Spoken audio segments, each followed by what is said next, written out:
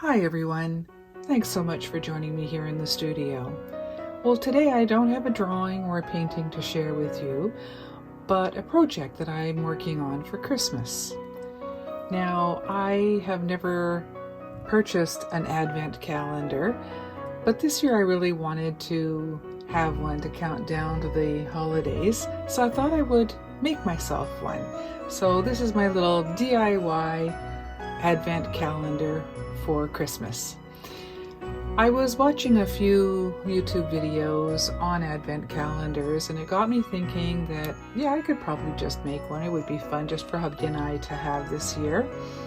So I thought I would start by getting a box and putting some dividers in it and creating little drawers to pull out. And then I realized I had something in my studio here that I could use as a base for my advent calendar.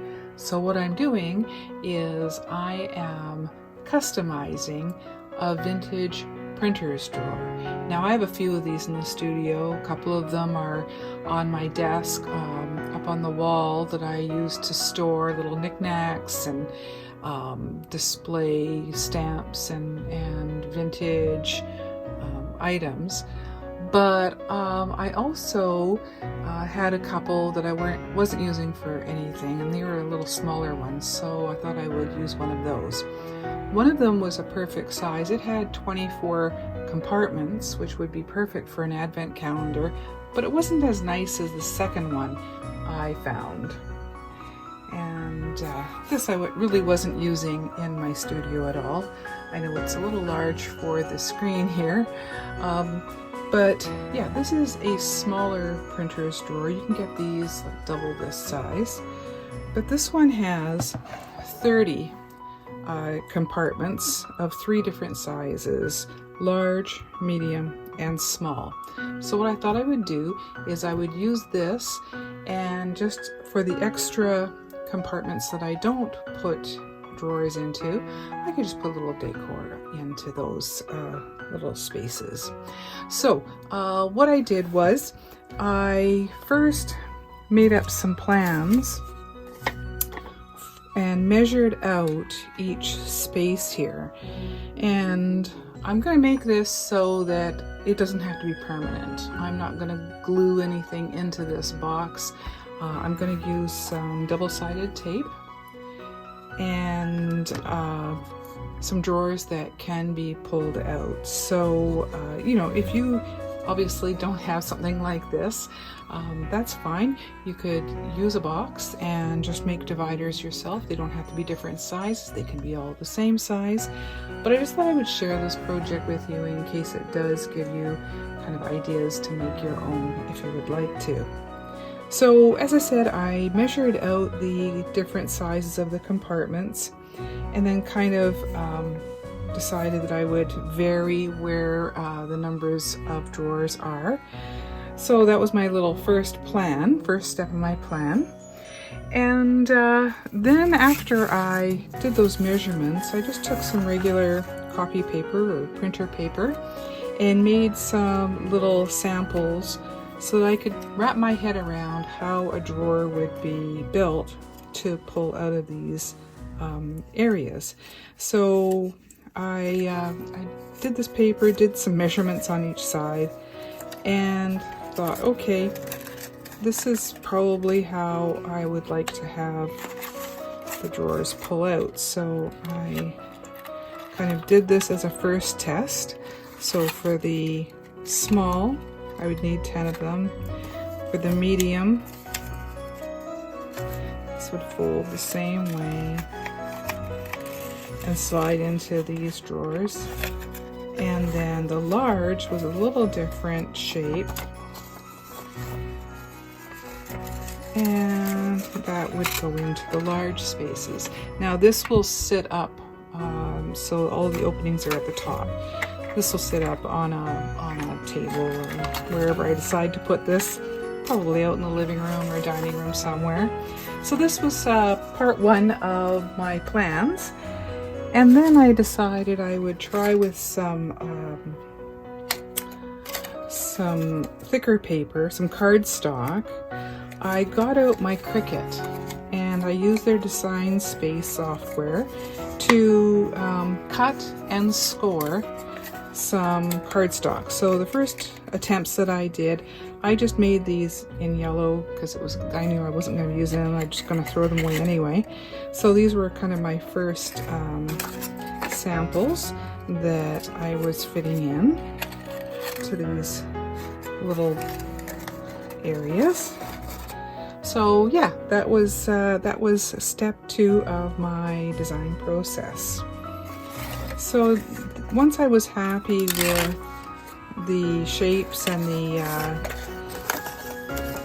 the designs of the drawers, then I got out some nicer paper that I thought would go nicely with the kind of vintage feel of the box, and I cut out the paper that I needed. So I didn't have all the same color, which is fine. Doesn't matter what color you use.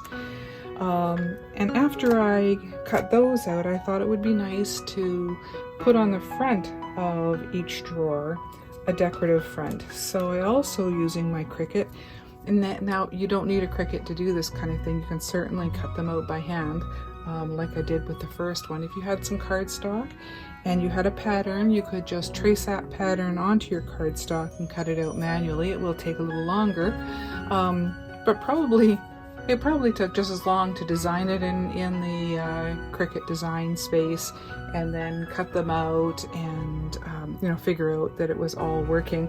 So it did take a little while, and I will insert some video of me doing that after I do this initial explanation, so you can see some of it being cut.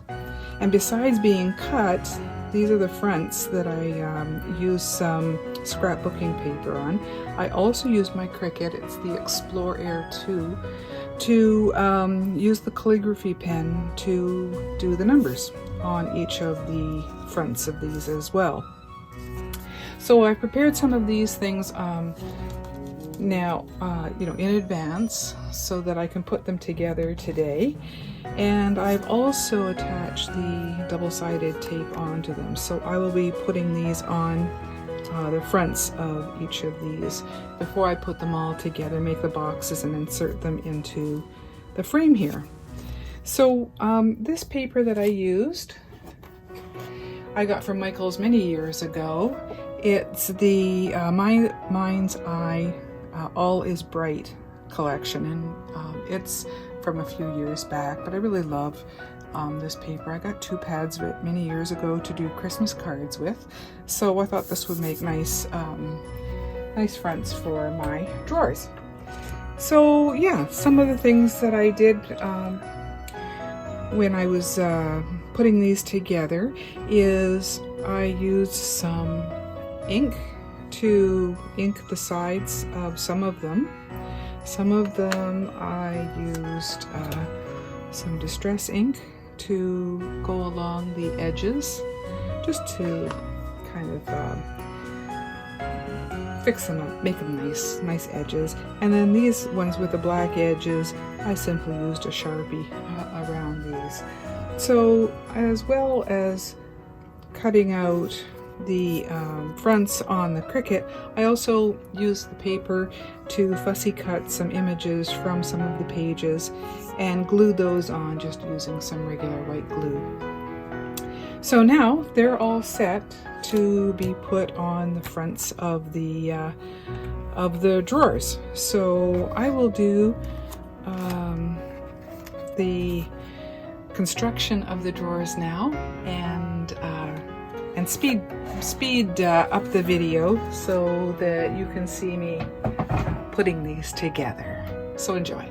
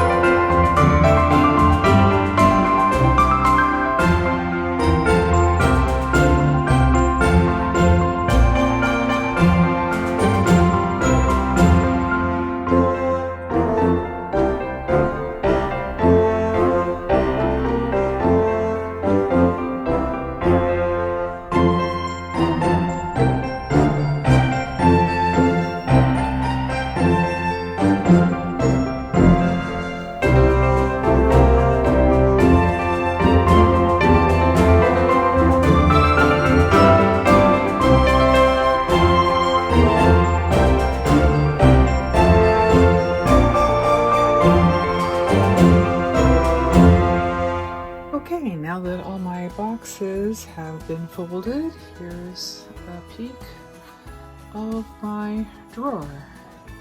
Hope you can see that okay in that frame.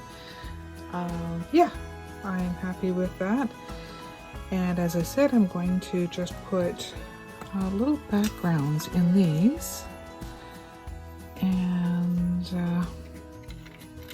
decorate them with a few little items. So let's see. We'll pop these in.